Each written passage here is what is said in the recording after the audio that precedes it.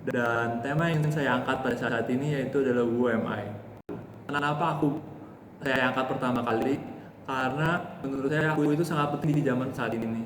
Yaitu dengan mengenal aku, kita dapat mengenal diri kita sendiri, kita dapat mengenal potensi diri kita sendiri, kita dapat mengenal tujuan hidup kita sendiri. Bahkan yang terlebih penting adalah kita dapat mengenal apa sih motivasi yang menggerakkan keseharian kita sehingga kita beraktivitas dan kita bekerja.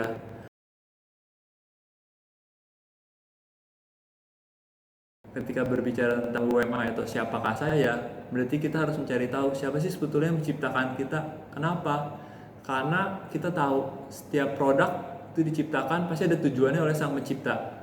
Kita juga mengetahui bahwa yang menciptakan kita tentunya adalah Tuhan. Tuhan itu seperti apa?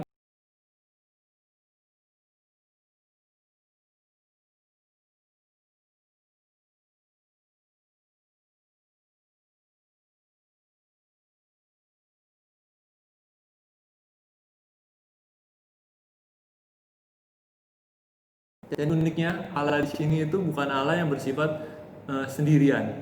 Yang dimana itu dalam bahasa Ibrani itu Elohim.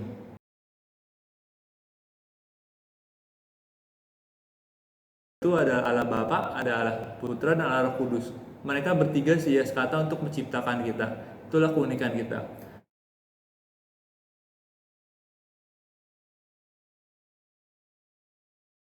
Kemudian, mengapa sih mengenal diri kita itu begitu penting? Karena kita hidup di dunia yang begitu bising.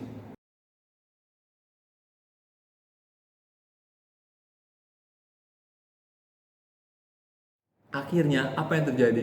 Kita di luar tampil sedemikian berhasil, sedemikian sukses, sedemikian hebat, tapi pada saat yang sama, apakah kalian itu sesungguhnya pernah merasakan yang namanya kekeringan, kesepian, rasa tersiksa?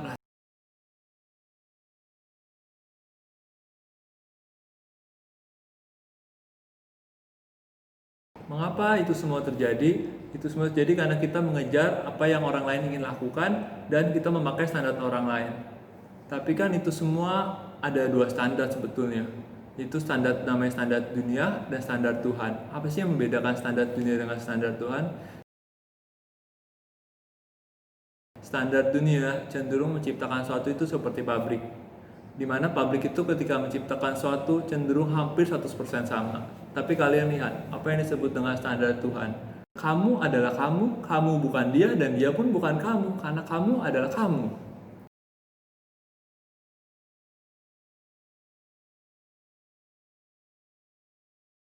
Bagaimana cara mengetahui UMI?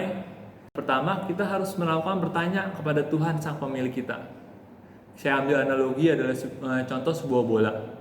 Bola basket dengan bola sepak. Dua-duanya sama-sama bola. Tapi kita anggaplah ini sebuah bola yang sama dan kita berikan kepada bola basket kepada pemain sepak bola.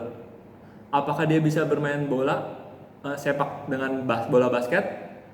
Tentu bisa, tapi hasilnya maksimal kan? Tentu tidak. Demikian pula sebaliknya.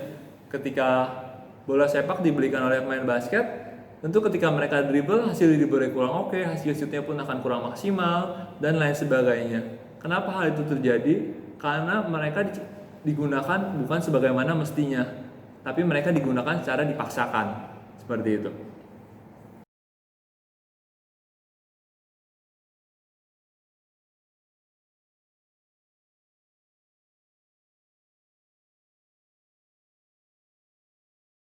Terus menurut Matius 7 ayat 7 di dalam bahasa Indonesia masa kini, itu ada firman yang menyatakan bahwa mintalah maka kalian akan menerima, carilah maka kalian akan mendapat, ketuklah maka pintu akan dibukakan untukmu. Dan di sini saya ingin memaparkan bahwa ada yang namanya bertanya, mencari, dan mengetuk. Apa itu kita bertanya? Kita sebagai seorang beriman, bertanya dalam artian adalah kita berdoa. Kenapa kita berdoa? Kita tanya pada pemilik kita. Terus kita mencari. Apa maksudnya mencari? Kita aktif mencari tahu. Kita mencari tahu, baik kita mencari tahu ke dalam diri kita ataupun kita cari tahu ke dalam luar kita atau lingkungan kita. Terus mengetuk. Apakah artinya mengetuk? Mengetuk di sini adalah ingin memastikan di mana bahwa dengan cara apa? Dengan cara berdoa atau kita mengujinya atau kita mencobanya. Sebutlah kita ingin menuju ke suatu rumah teman yang pertama kali kita akan tuju ke rumah dia. Ketika pertama kali kita nanya, rumah kamu di mana sih? Saya mau ikut dong acara pemberkatan rumahmu. Oh, rumah saya alamatnya di tempat X. Oke, kamu bisa tahu? Oke lah, gampang lah zaman sekarang. Saya pakai Google aja. Itu tanya. Yang kedua, kita harus bertanya lagi karena kita pakai Google, kita bertanya pada Google. Oke Google, tolong tunjukkan jalan ke jalan X. Akhirnya kita di direction. Akhirnya ketika kita di direction, kita harus aktif dong. Ketika kita nggak aktif, kita nggak menuju ke sana. Kita akhirnya kita mencari menuju ke sana. Ketika kita udah sampai dekat sana, kita dikasih alamat, kita kasih nomor. Kita pertama ada dua hal yang pasti kita lakukan. Antara lain kita mungkin menelepon, halo, ini gue di depan rumah lo, keluar dong. Ternyata bukan, berarti kita salah. Ketika kita udah salah, terus akhirnya kita dikasih tahu lagi tunjuk arah yang baru. Akhirnya kita sampai dan kita mulai proses yang pertama. Ataupun kita bisa juga mengetuk, tok tok tok. Halo, apakah ini rumahnya si B, Bapak B? Oh bukan, oh ya maaf. Berarti kita juga salah. Kita harus mulai lagi ke bertanya, mencari, dan kembali mengetuk. Apa tujuannya supaya kita mencapai rumah yang dituju?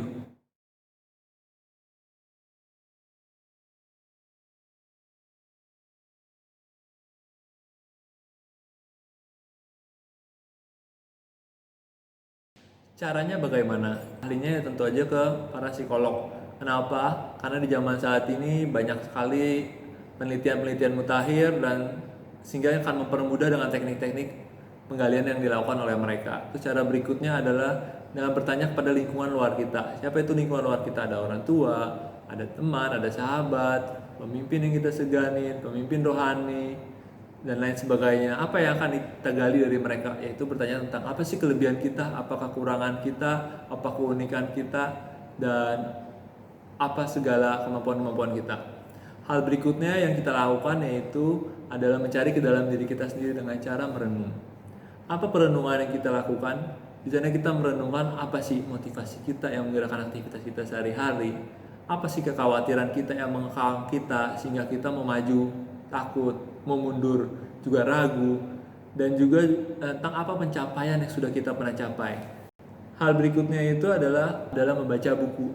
Kenapa membaca buku? Karena di dalam membaca buku itu ada panduan-panduan bagaimana kita melakukan apa yang harus kita lakukan. Karena di dalam buku itu banyak renungan, introspeksi, menahan diri.